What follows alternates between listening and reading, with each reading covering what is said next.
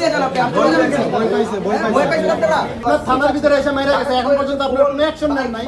আপনারা এখন পর্যন্ত আমাদেরকে সলিম বুঝ দেন। আমি কি আপনার মিডিয়ায় কথা বলবো, এই কথা আমি বলছি আপনাকে, তাহলে আপনি কেন ভিডিও? তাহলে ভাই আমাদের আপনার বাইরে আমরা কেউ জানতে পারবো না? আরে ভাই এখন আমি তো আপনি আমাদেরকে নরমাল একটা প্রসেস আপনি দেখাই দিতেছেন না যে মামলাটা আপনারা ঠিক আছে লেখা শুরু করেন।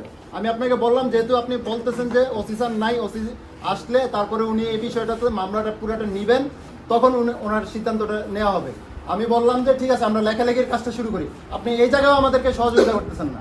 আপনারা চাচ্ছেনটা কি? আপনার থানার ভিতরে এসে মেরে গেছে, এখন পর্যন্ত আপনারা কোনো অ্যাকশন নেন নাই। আপনারা এখন পর্যন্ত আমাদেরকে সলিম বুঝ দেন। আমি মিডিয়ায় কোনো বক্তৃতা দিতে পারবো না প্লিজ ভাই। থানার ভিতরে এই ধরনের ভাই কি মামলা করতে ঠিক আছেন?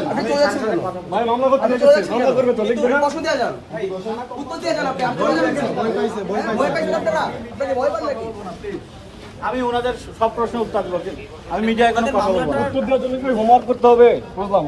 আপনি তদন্তছি, আপনার কাছে তদন্তের হিসাব নাই? 12 ঘন্টা হয়ে গেল, ফোন মানে ব্যাগ সব নিয়ে গেছে, সেটা নিজের মুখে বলছে। আপনি উত্তর দিতে পারেন না? আপনি আমাকে পার্সোনাল উত্তর দিবেন?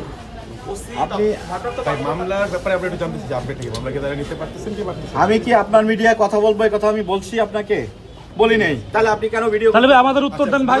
আমি দিব, আমি দেন না ভাই, আমরা তো সমস্যা ঠিক করে আছি। কম্পাউন্ডের ভিতরে যদি কেউ এসে এইভাবে মারধর করে রেখে যায়, সেটা সুপর্দও করে না, সেটা নিশ্চয়ই স্বাভাবিক কোনো ঘটনা না। এবং সেটাকে আপনারা কিভাবে দেখছেন?